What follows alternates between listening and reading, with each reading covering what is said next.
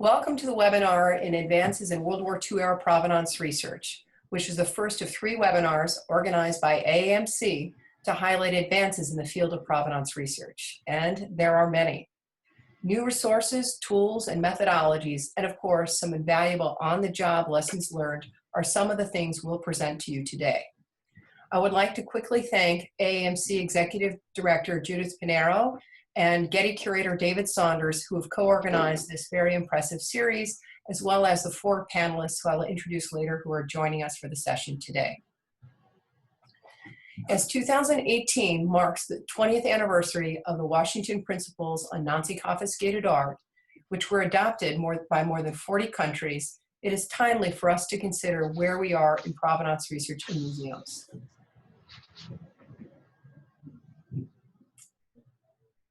Okay, I got a note that the camera is off. No, it's not. Okay, all right. Let me, sorry for those of you, it feels a little bit like Star Trek. You're not sure when you're being beamed in and when you're not being beamed in, but I think we are all beamed in. So welcome panelists, welcome audience once again. I was just starting to say that given the 20th anniversary of the Washington Principles, it's very timely that we are looking at this topic. And again, it's interesting to note that it's not only the museum community, you and our work that is interested in this, it's also the public is very interested in what museums are we doing in regards to provenance research. While provenance research has been the responsibility of museum curators, we now find ourselves facing challenges that are unprecedented in the field. And in order to address these, we need to work with diverse international museum and experts, and collaboration is key. Also, given the many new jobs added to the curatorial role over the last decades, and I can attest to that I've seen the transition happen from when I started as a curator in the early 1990s till now, the curators often do not have time or the resources to do the painstaking, complex research that provenance now requires, especially with all the newly digitized resources, the necessary language skills for the primary research, and the specialized knowledge needed to locate the pertinent documents, let alone the travel budget to do all of the collections research we would like to do. The good news is that because there are more and more World War II-era provenance research-related archival holdings and resources, we can access them. They are searchable, they are digitized and available, but the problem is it's almost at an overwhelming scope and rate. At times, we find ourselves just doing provenance research in reaction to a potential claim instead of the desired proactive and directive approach we would like to pursue. Often in our current provenance research, provenance can be siloed within our museum or within the museum and the archive, or not necessarily shared beyond one curatorial department, but we can no longer afford to do this if we're going to be able to speed up our research and also stop reinventing the world internationally, depending on what you're doing your research on. So how do we go about accomplishing this work?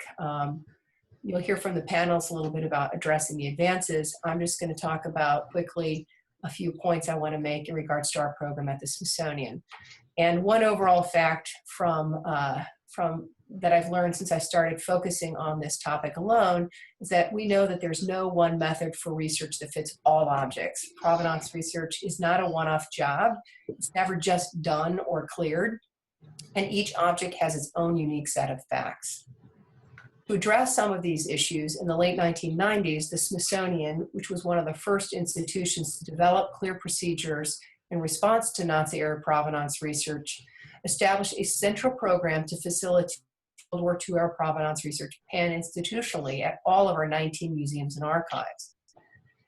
In 2008, as a Smithsonian curator and a member of the central leadership team, and under the encouragement of Dr. Richard Curran, then Undersecretary for History, Art, and Culture, I was able to co-found the Smithsonian Provenance Research Initiative with Lori Stein, our senior advisor to the program, who is also part of this panel and who has worked for and advises many museums in the US and Europe. Over the last 10 years, SPRE has accomplished a lot. Though this program has officially ended as of June 1st, this webinar provides a timely opportunity to share some of the top challenges or 3 goals of our program, which we are continuing to investigate through the International Partnership Program PrEP, which you will hear about a little bit later. The three things are developing a provenance network of museum professionals to inform and collaborate with our museum colleagues. This is important because in this highly contested area of Nazi-era provenance research, personal exchanges are important to establish trust with each other. So I think you have these digitized resources, but you need an opportunity to actually meet with these people and talk about things you might not want to put in writing because you're still figuring it out. And so to this end, we started the Provenance Research Exchange Program called PREP for museum professionals. We've had 3 exchanges, we have 1 more, and you'll hear about that, and I hope many of you will apply. The second thing we've been focusing on is initiating publications and training programs for emerging and museum professionals to do the work. In 2014, everybody on the screen, except for Karen, we should have had her too, contributed to a journal called Collections, a journal for museums and professional archives, which focused on provenance research at 10 US museums. We also launched a graduate studies program, a new program through a partnership with Glasgow on the history of collecting and provenance in international context. And we have a 30-author international volume on collecting and provenance international multidisciplinary context. So we've gone beyond the arts to look and beyond the Nazi era to include things. So actually many of the panelists you hear from throughout the series of the webinar have contributed. And finally, new technology that helps us to better share our resources and findings. You'll hear later from Keith Wilson at the Freer and Sackler Galleries. Together with Nick Peters and Lori and many other colleagues, we launched the Freer Sackler Asian Art Provenance Connections Project. We've also collaborated with the Carnegie Museum of Art on a very interesting program called Art Tracks, and that's just a very brief summary of some of the things we're doing. So through provenance research, we can access the whole spectrum of expertise of our museums. We can access the whole spectrum of expertise our museums encompass. It brings the whole museum together, and I think actually provenance research is helping us to remember how we can work together and be more effective in our collective work. The new or newly revealed provenance research information provides broader perspectives, which leads to more compelling stories for curators and their audience. This is bringing provenance research from the back of the house to the front of the house. So now I'd like to introduce our 4 panelists. We have Lori Stein, who I mentioned before, joining us from Berlin today. She is the principal for L. Stein Art Research in Chicago. As I mentioned before, serves as an advisor to the Smithsonian and many other museums. Christelle Force, who is the Associate Research Curator at in Modern and Contemporary Art Department at the Metropolitan Museum of Art, New York. Victoria Reed, who is Sadler Curator of Provenance Research at the Museum of Fine Arts, Boston.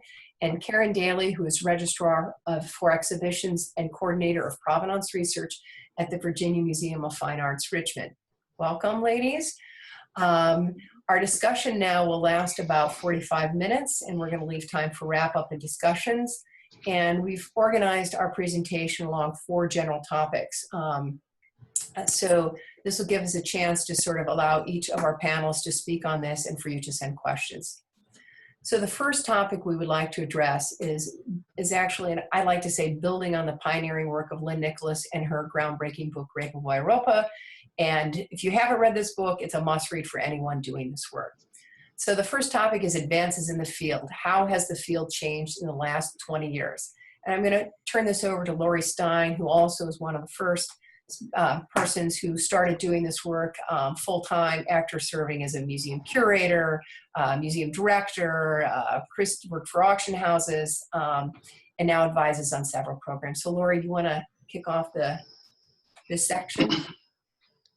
Okay, hello everyone. As Jane mentioned, I was a museum curator in the Berlin Museum working in German design and modernist architecture when a lot of my colleagues began to contact me asking for my help to do World War II era provenance research. And this was in the late 1990s, around 2000. And at first, everybody was looking for annotated auction catalogs from the 1930s and 40s. But it quickly became clear that what we really needed to look at were collection histories, exhibition and loan histories, object histories, and biographical histories of collectors and dealers from the period. And what I found was that the skills that I had developed over a career as an art historian and as a professional museum person really served me well in doing provenance research, because I understood a lot about the networks of the art world in the period in which I was an expert. And I could think through some of my experiences how I would find relevant documentation. Most importantly, when I found that documentation, I understood a little bit about how to read it within the context of my art historical experience. But what was new to me, and that was something that was really a challenge, was trying to figure out how to find materials related to the Third Reich era and how to figure out how to gain access to those resources. Some of the material was actually still in government offices. Some of it was protected by privacy laws because, of course, we were discussing victims of the Holocaust. And some of this was simply not known. For example, I remember the first time I ever heard about looking at restitution and compensation files as a provenance resource, and that was something that no one had ever done before. And I went into sort of a dusty old building in the top floor of an attic in an old insurance building to look at these files, which today are among the kinds of files that are a first stop for any provenance research project. So we went from a position where we sort of had to figure out where to go, and now there is a panorama of information that we can access both in archives themselves and also digitally. And obviously one of the biggest advances in answering that question is that there is so much information available. One thing I want to make clear is that online information is a great resource, but it actually never replaces archival research completely, because sometimes the most important information you get is understanding the context of why information is kept wherever it is in an archive, or sometimes the best thing you can do is have a conversation with the archivists or the keepers of information. I think one of the greatest advances that has occurred is that we've learned that provenance research is not just filling in gaps, but we're really unearthing entire collecting histories of individuals and of art dealers, and we're basically retrieving contributions that had been lost.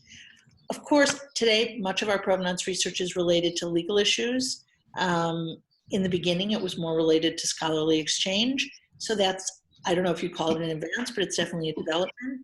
And as you're going to hear from my colleagues who are going to speak now, a lot of this has to do with how we record our information. And initially, there was a push after the Washington Conference in 1998 to look at collections and publish the objects with gaps on an AAM website. But today, ownership histories are generally published as part of collections online.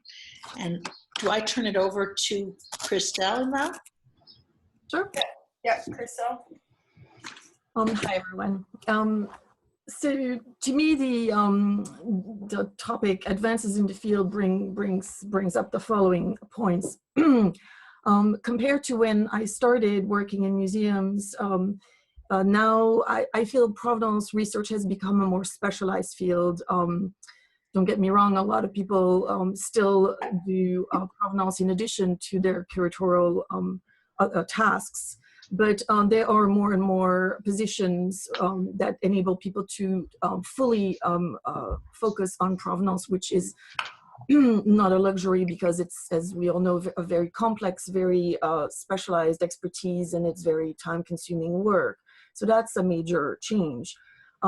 There's also now, I think, a level of consensus and also guidelines as to what is the required degree of diligence to a point, because there's always questions, of course, and provenance is pushed much further now than it was before. Before, if you didn't have an answer, you just basically, that was that. Whereas now we really try to fill the gaps as much as is possible, and very proactively.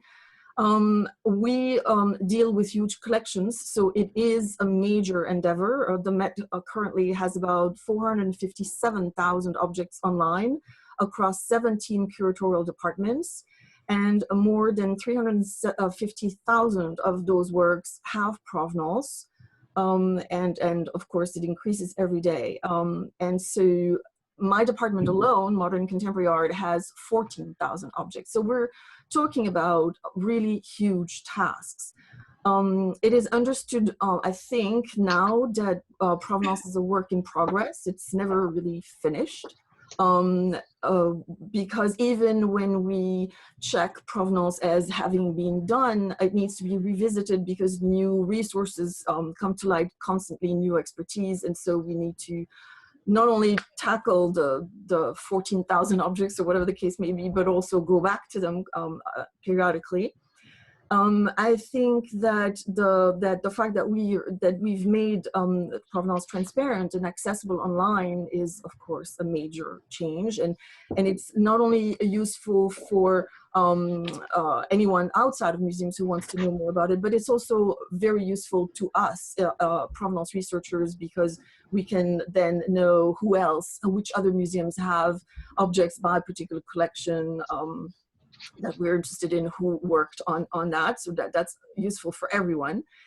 I would say also that the original priorities according to the AAMD guidelines were paintings in Judaica, and now this has broadly expanded to all kinds of objects, antiquities, works on paper, sculptures, what have you. The other huge change, I think, is archives. So among the few that I would like to mention for the US, we have the Getty Research Institute's Holocaust-era research resources, obviously, including German sales catalogs. Laurie mentioned that it used to be a big question mark. How do you get some of these obscure catalogs?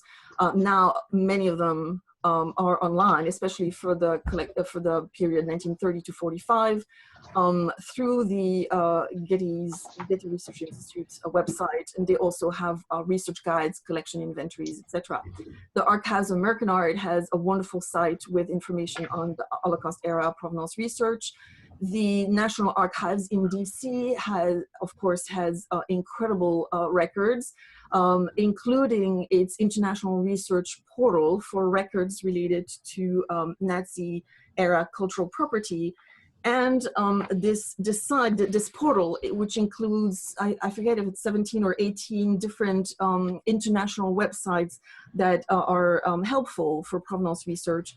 And there is now actually a search engine developed by the University of Maryland that enables you to do one search that breaks through the walls of all of these websites. And this is the address, if you are interested in typing it in.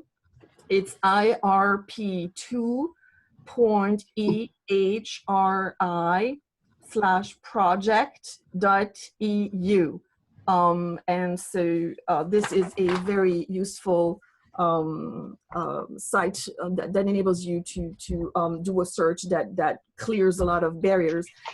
NARA, of course, also has Fold 3, which is now free and gives you access to a lot of the archives, but always remember that I believe it only contains, 15 or 20% of the of all the archives they own. And also there's the Frick Center for the History of Collecting. IFAR has a great information online, so there are many more resources. Thank you, Christelle. Tori, you want to add on to that? Yeah, I mean, I think I would just reiterate, I sort of see the advancements in the field falling into sort of two different categories, one of which has been mentioned already by my colleagues, which is the increasing number of resources. The digitization of resources and auction catalogs and documentation means that for much of this work, we can get things done much more quickly and easily than we did before. Although, as Laurie said, you really have to use digitized resources sort of in conjunction with paper resources. You can't replace going to the archives by what you find online, but it's certainly been a tremendous tool in helping us to get information more quickly. But I also think there's just been a major sea change as we have seen provenance research as a field develop over the last 20 years. And I think that in 1998, at the time of the Washington Conference, yes, it's certainly true that art historians and curators conducted provenance research.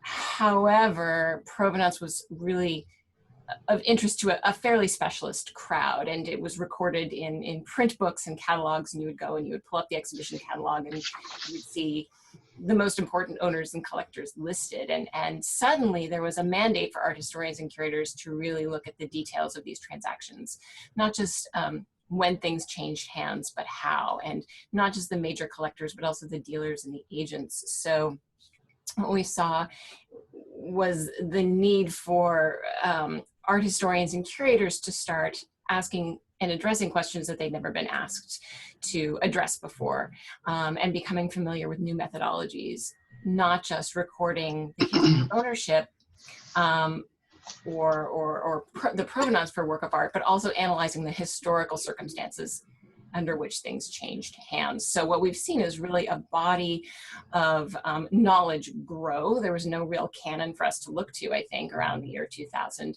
And collectively as a field, we have learned a tremendous amount. We have a body of sort of case studies to look from.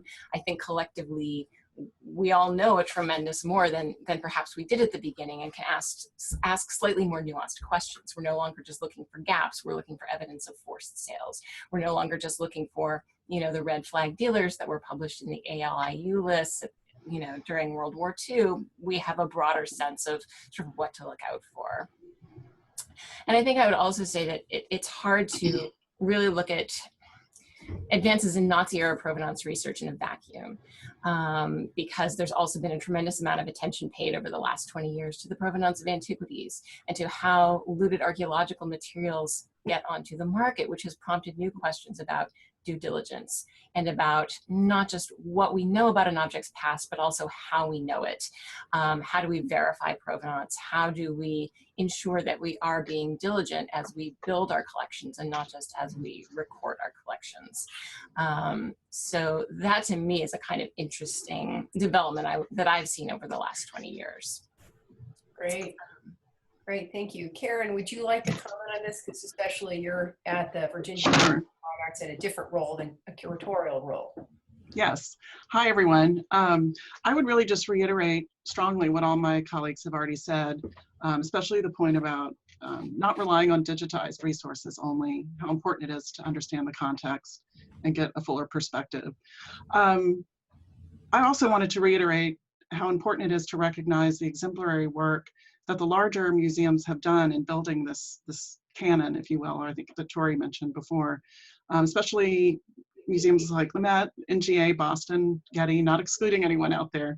But I can't tell you how helpful it's been for me to spend time comparing provenance data on certain dealers and donors that have intersected with a lot of us, a lot of our museums, not just along the East Coast, but across the North America and Europe and elsewhere.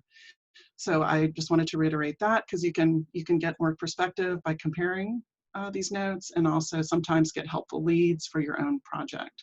Also, I was asked to speak to the issue of smaller institutions versus medium versus large in the US, and I wanted to make the point that I feel in general there's not enough staffing and/or time or funding to adequately document and share provenance data to the degree that we all perhaps believe it should be. Obviously, larger, medium museums and larger museums have more resources, more staff, more people to bounce ideas off, more people to collaborate with. But it's just my observation that there remains an overall need for an increase in attention, support, resources, funding to sustain this ongoing work. And also, as we all know, it's not the number of objects in your collection necessarily, but also the type of collection you have, when it was formed, what your institutional history is. That's important to consider with these questions. So those are my only comments at this point. Well, it's great. Thank you. Thank you. So I'm going to, rather than sum up, I'm going to keep going in terms of time, because these four panelists have a lot to say. So I'd rather have it sort of information packed, especially the second topic we wanted to address with the new methodologies. People have talked about advances in the field and how things have changed over time. Tori mentioned antiquities. Now Germany's just putting out this money for post-colonial collections. We see it here. So and Tori also mentioned that it's become very specialized, more specialized. Provenance research is a discipline. So Tori, would you like to comment a little bit more on about sort of how you run your program at the Boston Museum of Fine Arts? Sure, and I think, you know, Karen's comments are a perfect sort of springboard for this because I am at a larger institution, so we're an encyclopedic museum. We have about 450,000 objects, and I think it's true that no matter what the size of your collection, what the staffing is, there's never going to be enough time. You're never going to get it all done, right? So at the MFA, what is, I think, unique about my role is that I'm in a centralized provenance research role. So from 2003 until about 2010, I worked in the Art of Europe department just on Nazi-era provenance issues. And then beginning in about 2010, I began working sort of pan-curatorially. So we have 8 different curatorial departments.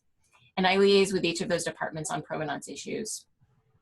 In particular, I'm involved in the acquisition process, and my role is to ensure that that each department in the museum is upholding a kind of consistent standard in terms of the questions that they ask about new acquisitions, about research and documentation, making sure that we are all entering provenance information into TMS.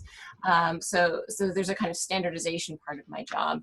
And I also review incoming and outgoing loans, as well as working on any questions or claims that come in and documenting the permanent collection. So I think, you know, the benefits to this is that we have a sort of centralized role where we can assess the relative risks, perhaps, that are involved in each acquisition that we bring in or each loan. You know, I'm not a specialist, obviously, in each of the curatorial areas that we work in. So at a certain point, there's a kind of decoupling of the art historical knowledge and specialization from the commitment to due diligence, to asking questions about paperwork with each acquisition, verifying that information. And I'm sort of a dispassionate person in that role, right? So I'm not the person pursuing the acquisition. I'm the person who can attest to our administration and if need be, to our board that we've asked the questions that we need to do and done our homework. But I think really depending on the institution, there's never going to be a one-size-fits-all approach. How each institution gets this work done depends on the collecting interests of the institution, the structure, the history, the collections policy, and so on. Great, great. Just I wanted to add, because that's kind of been the Smithsonian's approach as well when we were through this, through what we're trying to do with SPRI. So you really work with the individual specialists and provide that oversight and communication to the administration of concerns, because how can all of these curators know what's going on with new legislation on the Hill? It's really hard to follow. So thank you so much. Christelle, would you like to share with us in terms of methodology, the changes you've seen and approaches you're taking at the Met? So I think as this offers a good contrast to what Tori just talked about. In my experience, I've always worked, I've been lucky, I think, to work in a very specialized period, on a special period, usually 19th and 20th century art. I started out at MoMA, where I spearheaded the Provenance Research project there, which was really based in painting and sculpture, although I also oversaw some of the research done in the drawings department at the time. And then at the Met, when I started, the department here was called 19th Century Modern Contemporary Arts. So, and now it's 19th Century and Contemporary, but it's been mostly always Western European and American modernism. I include 19th century in that. So, but a lot of my colleagues in other museums have to tackle everything from Asian art to works on paper, to old masters, to decorative arts. It's so several of us tackle very different types of chunks of collections. A lot of my colleagues here at the Met work within one curatorial department. So some of them are specialized in ancient Near Eastern art or Egyptian art or decorative arts. It's specialized that way. At the Met, we don't have a Tory read. We don't have a centralized person. We used to, but we no longer have one. So every museum is different. Every department also, in a way, is different because they, according to staffing, according to priorities. So all of this, of course, affects the way that you approach the research. I would say also in terms of the way you approach it, there's no one way. I know that at MoMA, for instance, I approached it by artists. I decided, okay, now I'm going to do all the Picassos, or now I'm going to do all the Légers. Whereas here at the Met, it's been by collection or by donor. I worked on, the Vollard exhibition, and I worked on the Muriel Steinberg collection, and I worked on Stieglitz or Pierre Matisse. So it's a different approach. Both have their advantages because, of course, when you approach all the works by an artist, you know all the literature and the relevant archives. If you approach by donor, that makes sense as well because they usually went to, more or less the same dealers, and if you're lucky, you have the records of that collector. But there's also the difference in terms of what people do, and I think there are different specialties. So some provenance researchers do research that feeds directly into TMS or another collection database that their museum uses. Other provenance researchers input their research into collection or exhibition catalogs, and that is accompanied by publication deadlines, so it's a different animal. And then there's all the research having to do with outgoing loans, incoming loans, and acquisitions, and that's usually also timely. So it's a limited period of time you have to conduct the research. And then, of course, there is the essential difference between routine research and claimed-based research, because at that point, the pace and the depth of research and the required expertise changes a bit, or, so I believe that having a network is crucial because as well within your department, between museums, within your country, and then if you can also outside of your country, having a network is crucial because we would need several lifetimes to master all the knowledge that's necessary to solve all the different issues we come across. And we can't reiterate enough, so I'm going to just say it again, but databases, digitized archives, online finding aids are just absolutely, no question about it, a very, very major improvement for provenance researchers, but networking is also vital, and sometimes that's the only way you can get the answer is by talking to someone who's worked on the topic for 4 years. And I would also want to mention that retention is vital because it's only through experience and through networking that you can very often solve any of these queries. And unfortunately, with people on 2 or 3 year contracts, you can't really achieve that. And again, having more and more information online, including most American museums' collections online, whether they're called Provenance Research Project or just called Collection Online, which includes provenance, that's tremendously helpful to everyone, including provenance researchers. Yeah. Great, thank you, thank you. I'm going to turn this over to Lori, but I just keep hearing 2 themes, and one is that all this digitization is not a substitution for the need to be really understanding the context of the documents and also people. And I think that's key because many of us came into the curatorial role because we fell in love with an object or the objects, and then we trace the story of those objects. So Lori, you want to share some more insight onto methodology from your perspective? Yes.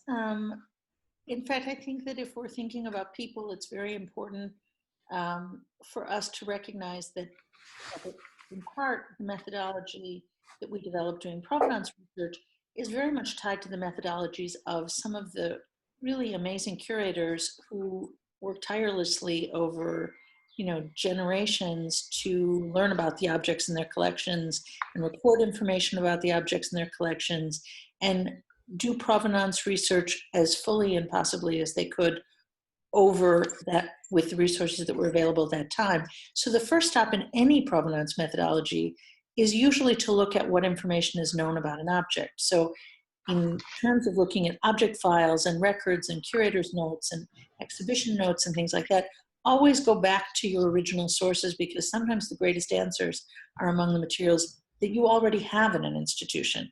But if we're going to talk about methodologies as well, one of the things is that many of the voices that we're hearing are in a museum and doing museum work within a larger collection.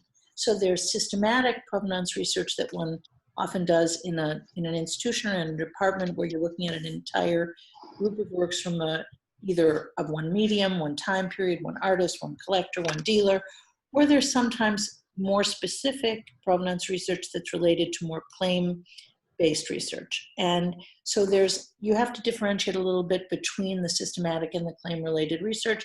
And then you sometimes have research that is deepened, as Christelle mentioned, by being related to something that's a hot topic or a claim. And then someone such as myself, who's more of a specialized researcher or an original document specialist, comes in to also assist. So I think that you have different methodologies based on whether this is a general project or a very specific one. And in the specific projects in the last 20 years, many of the research for provenance has been related to legal issues, related to ownership. And the situation in which you do provenance research when you're doing that kind of work is a little different and sometimes much deeper, much longer. It can change based on what the need is. The work doesn't change no matter what you're doing, because basically provenance research, you're always looking for the facts as far as you can find them, and you're looking as far as you can, and each step leads you to another question or another direction. But the pressure under which we do the research can be related to whether it's claim related or systematic related.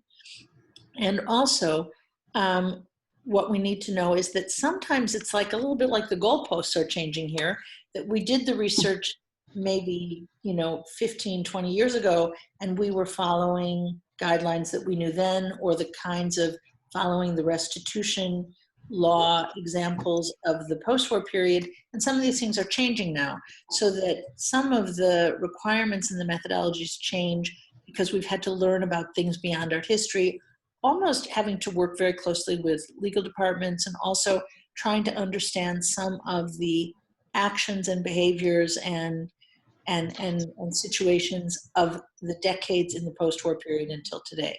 So I think the methodology is always very individualized. But I think we also have to see that, sometimes there are these different ways of approaching it based on the need for the provenance research. Great, thank you, Lori.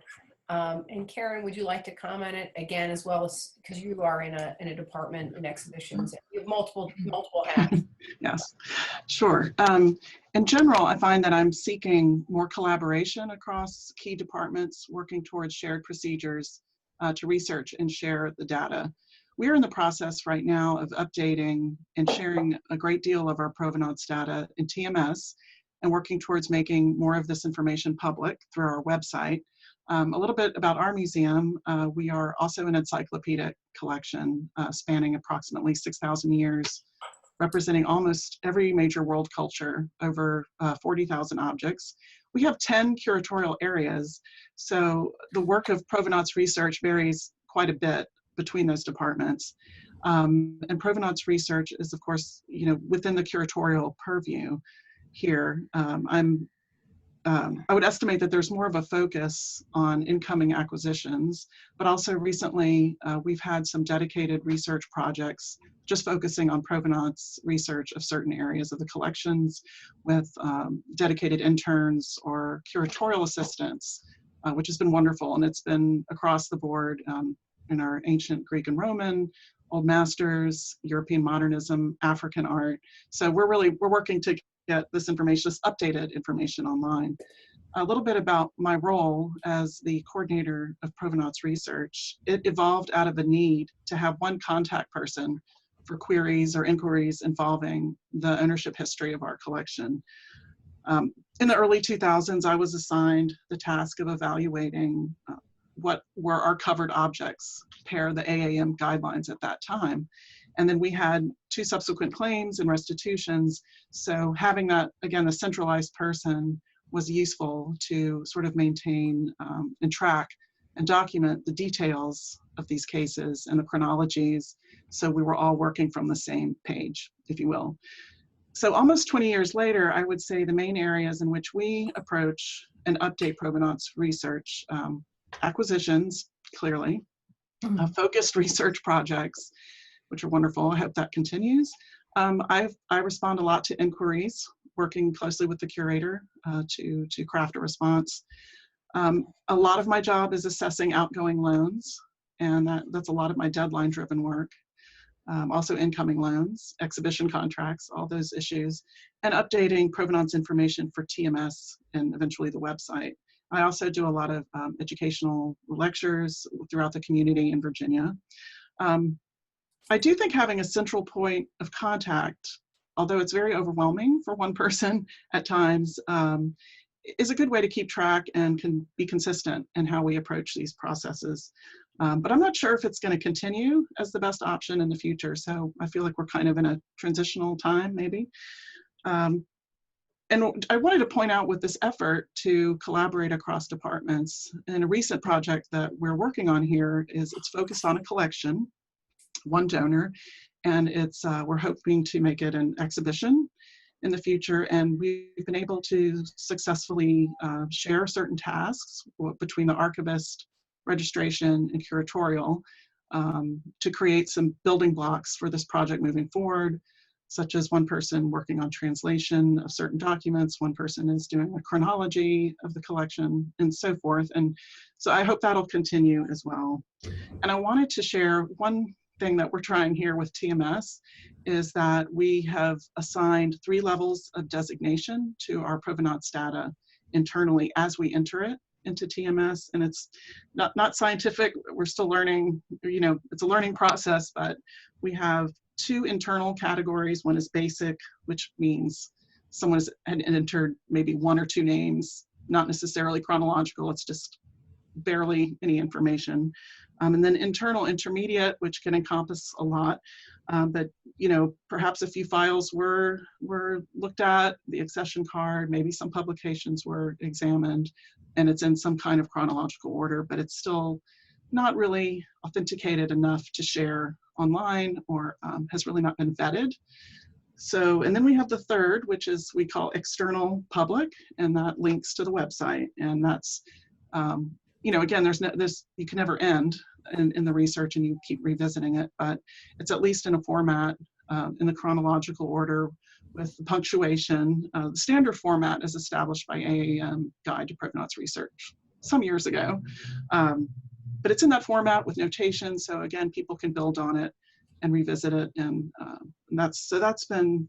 It's not a perfect system so far, but it's helped us prioritize. So I wanted to share that. Great, thank you, Karen. And one of the later webinars, there'll be more talking about technology and all the great things that are happening with linked open data and how you take narrative provenance and convert it into machine readable. So I want to move on really quickly to our third category, which involves training. And so some of you our listeners have probably done this, but some would like to do more. So I thought I would open up with Christelle, and she can talk about training, how she can be a, you know, how she's moving forward with provenance research training. Yes. So in the US, as a rule, we learn by doing. There are not many art history programs that teach provenance research. Years ago, I remember there was a seminar on it at the IFA, but none of the current students there told me that it's still being taught.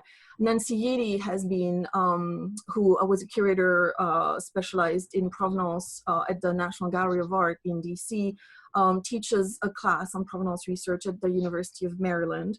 And Mary Kate Cleary was teaching a continuing education class at NYU, but I believe it's on hold for the moment because she's finishing her PhD. But in Germany, on the other hand, for instance, they have several art history programs that focus specifically on provenance in Berlin, in Bonn, in Hamburg, in Munich, and there is one such program also at the University of Glasgow. However, learning by doing is a good thing as well, but it's very time consuming. I mean, it takes a long time. We do, however, have the AAMD's annual advanced workshops on Holocaust era assets. Again, they're advanced workshops. They're not for beginners. They're not going to teach you how to conduct provenance research. It's organized by Nancy Yeedy again, and they're incredibly useful. So they have a focus, a particular focus on the National Archives, the records that are relevant there to provenance research focused on the Holocaust era, but also lately they've had a focus on a specific national resources. So last year the focus was on the UK, and we had presentations on the Duveen and Agnew's records.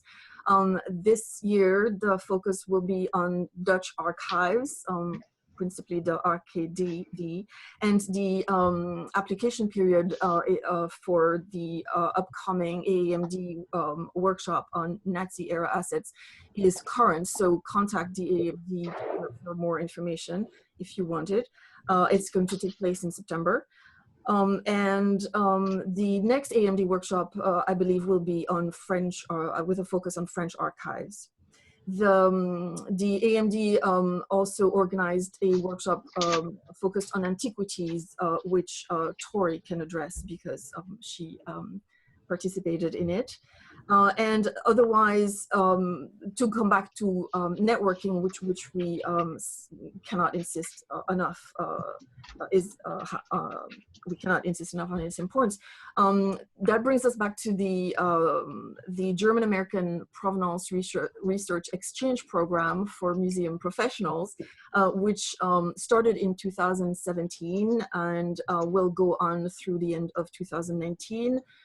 And it's a very successful initiative in its second year now, designed to think strategically and collaboratively about provenance research.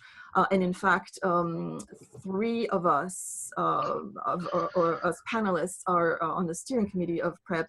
And I saw on the list of attendees that several, I believe 5 PrEP participants are listening right now, and 3 of our guest speakers as well. So networking is a major part of training, I think. Great, thank you, Christelle. Tori, would you like to add in, since you were? Yes. So I will reiterate what Christelle said, that I think learning by doing is ideal. And I think probably all of us on the panel sort of came to this field by accident and have built up a body of knowledge simply by asking questions every day, opening object files and seeing what questions are posed there. So I think that training programs and classes are useful insofar as you can teach resources. I think you can't really teach people how to ask those questions until they're really in the trenches doing so. And I would say that at the MFA, we've had some successful internships. The internships have lasted anywhere from 6 months to a year or more, where I can work with someone on projects here as they go through curatorial files. And I would also say that the AAMD has for the last few years co-sponsored a provenance research fellowship for sort of smaller to medium-sized institutions. And so the museum identifies a need, identifies a specific project, selects a potential fellow, and applies to the AAMD for money from the Crest Foundation. And then that fellow goes and sort of has been apprenticing somewhere for about a year. And the logistics of the fellowship are changing, but we hosted a fellow here in Boston, Sarah Kianowski at Harvard, and I worked with him. He was from the Columbus Museum of Art. And I think that's just a wonderful way to provide training, to provide much needed sort of expertise, and also allows museums to get work done that they might not have had the resources to get done otherwise. So that's another area where some of this training can happen. Great, great. I'm just keeping an eye on time, and I can't believe how quickly this session, this panel is gone, and we're at 12:53, and we're supposed to be ending in about 7 minutes. And so I don't want to cut anybody off short, but I'm just going to say, Lori and Karen, if there are some quick things that you want to say in regards to training. I think someone should really talk about the Provenance Research Exchange Program because it's the first international systematic attempt. Tori has one of her Provenance research really still in the learning stage, who is part of the program. So in some way, everyone is connected to that. So Karen, do you want to maybe Sure. jump a second, and then Lori, you could wrap up? Sure. I'll just say a few words about PrEP. Great. About PrEP. Okay. I just really wanted to make a point that this program has been very beneficial so far to me and many. It's made it really clear that we need all as a community to meet more often and be in touch for these continuing conversations. It's helped me to have a better understanding of German museums and archives and how they're structured and which specialists are where. And I have indeed contacted PrEP colleagues and saved months, if not years, of research to get one small answer. I have a list of others that I'm going to contact within the next few months. So it's really, I can't emphasize that enough. I came away with a better understanding of German law and the context in which our German colleagues work. So that was incredibly universal, especially the point that Christelle has made about their universities there and how they take courses and dealers of a certain city between 1920 and 1950. It's incredible the courses they offer there. I identify strongly with the PrEP goal of educating and encouraging a new generation of professionals coming up. I frequently speak to college classes, university classes in the area, and so I would really love to see this continue. You know, what kind of coursework can develop, what kind of textbooks, handbooks can be used more and more with museum studies programs and curatorial and art history programs. So I hope we'll see that more and more.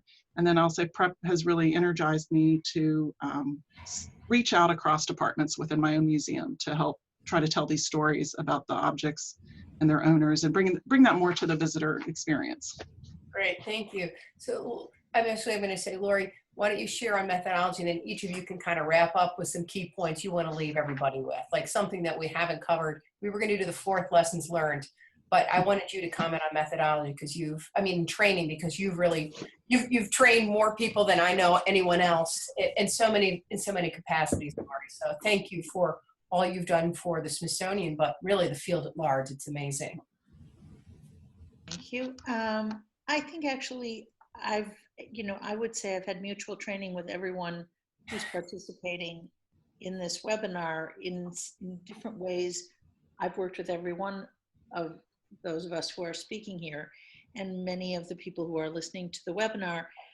I have to say that I think that the PrEP program is sort of a build on to something that I began in Germany, which was the German Arbeitskreis, which had been just a method of trying to have a few provenance researchers speak to each other and exchange on current work topics.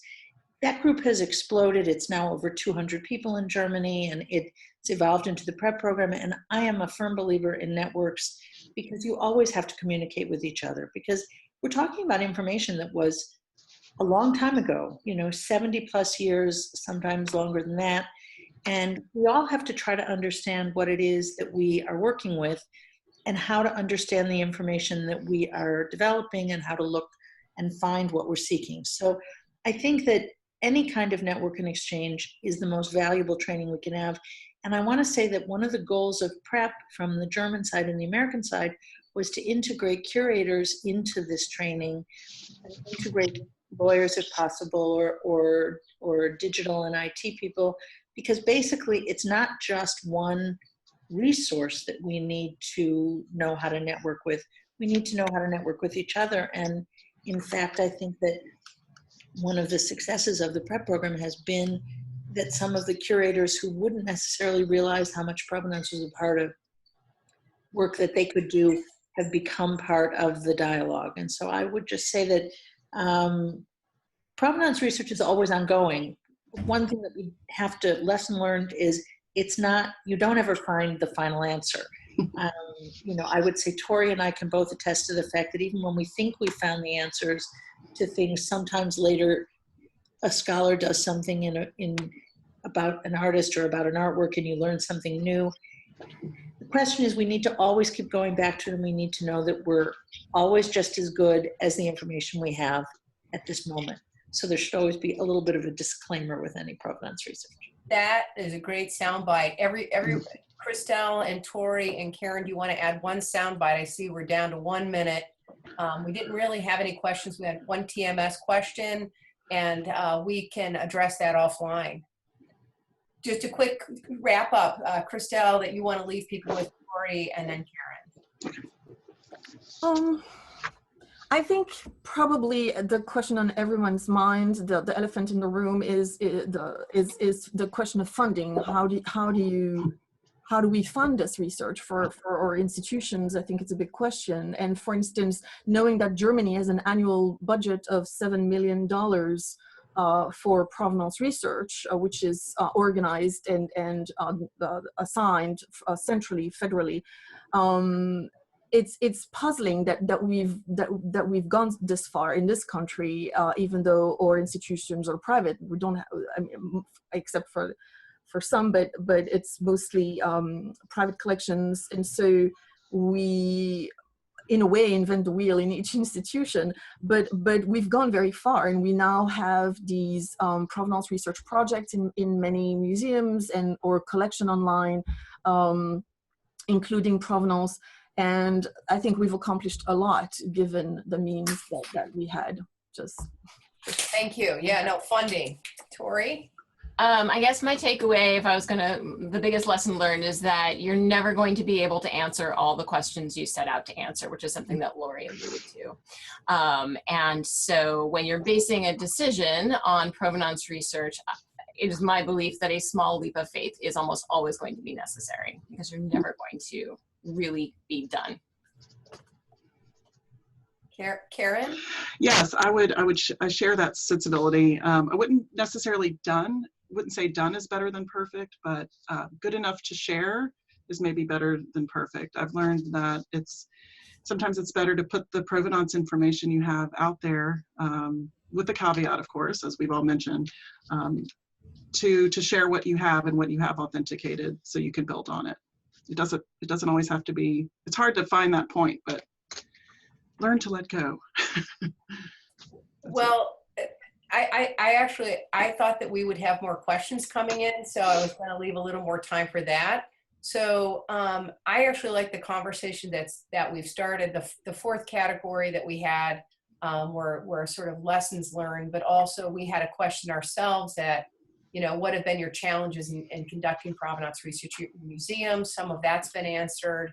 And also, how do you establish your research priorities? So, because I haven't seen a lot of questions come in, you guys can kind of choose which question you like to answer, because we do have a little bit more time, so I apologize. I thought we were ending at 1. It's actually 1:15. So if people out there want to send a question, please send it now. So actually, why don't we go back and give a little more time to Karen when you were talking about wearing a number of hats at your institution. Oh, sure. That's definitely my biggest challenge. And I'm sure it's for many of you out there is that you may wear a number of hats in your job. And, you know, most of my time, honestly, is working on and administrating loan exhibitions within our registration department here, which is, as you all know, is a lot of work. Just with administration and supervision work takes a great deal of time. But I count a lot on interns, and of course I'm working closely with curators. It's time is just essentially a challenge. That's not surprising. So it's really challenging to switch gears between these very different kinds of tasks and very different kind of focus you have to have. So it keeps my brain active, I guess, but I have to really carve out time and just commit to working on provenance. You know, sometimes I can find a week. That's pretty rare. It's usually a day here, a day there, some hours. So, and anytime I've really been able to focus on it is because I've had support of my colleagues and of museum leadership. That's really key. Right. Well, can I just add to that, Karen? You also Sure. talk about done is better than perfect sensibility and good enough to share. I think those two. Good enough to share, maybe. Yeah, At the good moment. enough to share, right? That's the idea with your 3 levels too, right? Exactly. That's what this is what we're trying. We'll see if it'll be more refined as we go. So I And I believe think we that have a bunch of questions that have come in. Oh. Yeah, well, one of the questions we have is how many inquiries do your institutions receive about provenance research? Where are they coming from, the general public?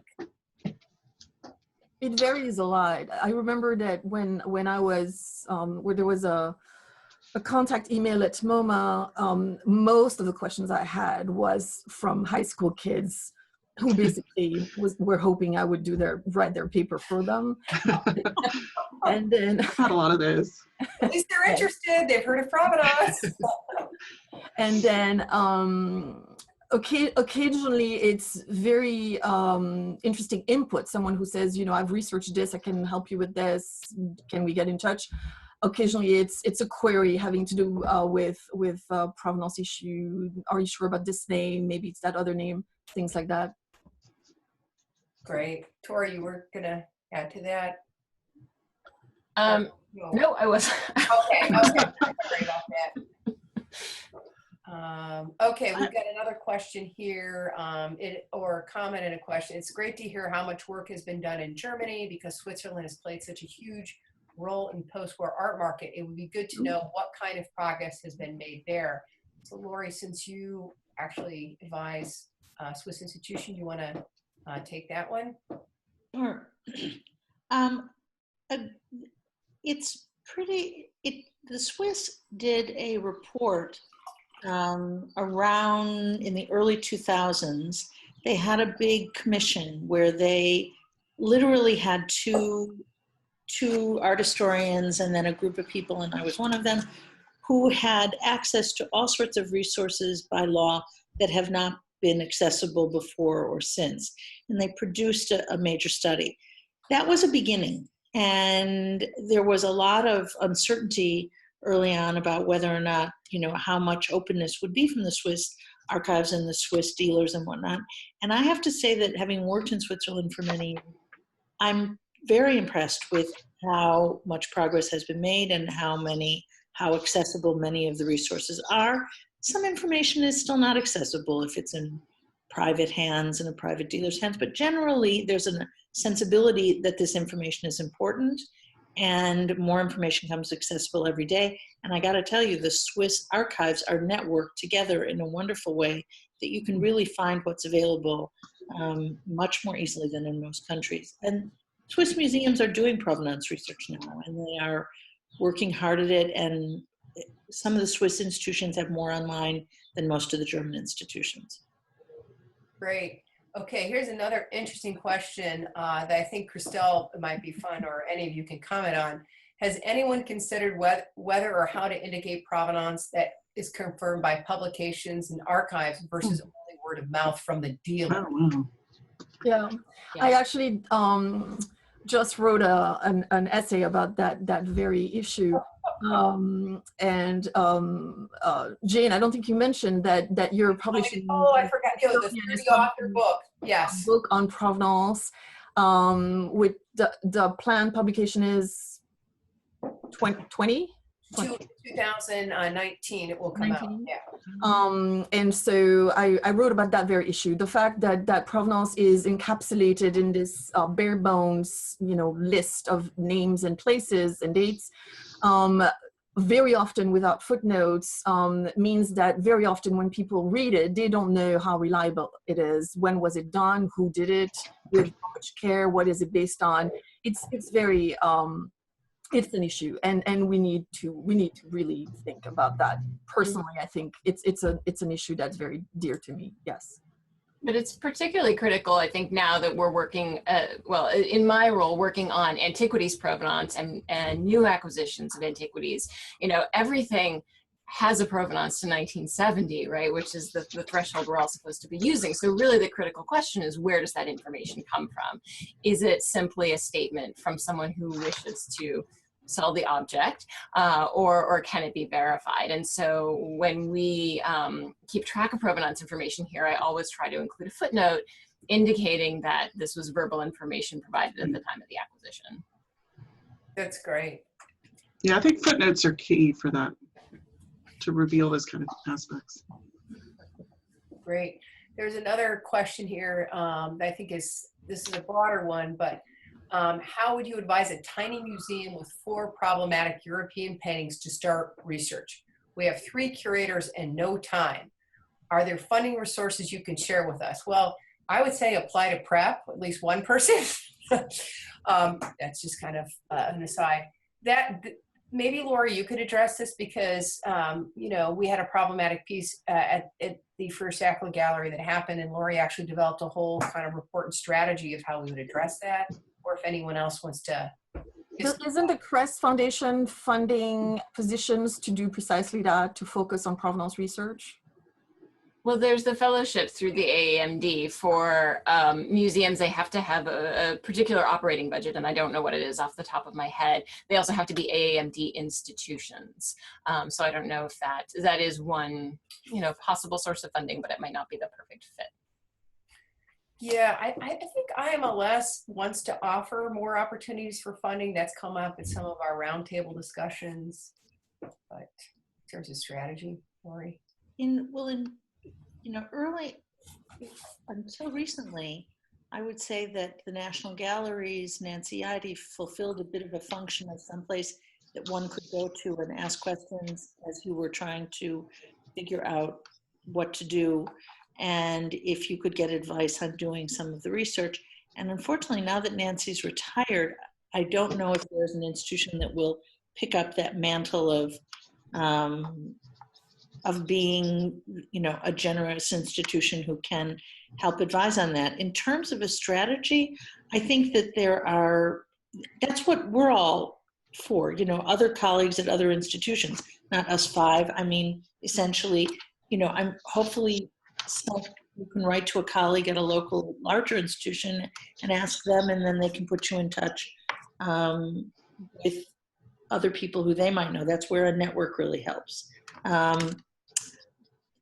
Other than that, I think, you know, I came into the First Sackler to help develop strategies for provenance research on Asian art and decorative arts and other kinds of fields.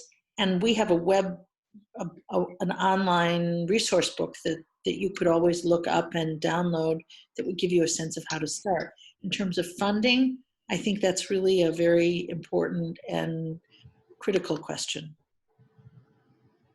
We've got a little bit of time. I'm going to take one more question. Oh, I got 2 more questions. Any chance for TMS to overlap in terms of data we are collecting? How can we share a bit more when it is across the same platform? I'm just going to take this one quickly because that's what we've been working on with First Sackler as well, linked open data and other museums. And so there are different fields that are usable for provenance and TMS. How do you make it largely shareable? There are various projects out there. Does anyone else want to comment on their experience with that so far?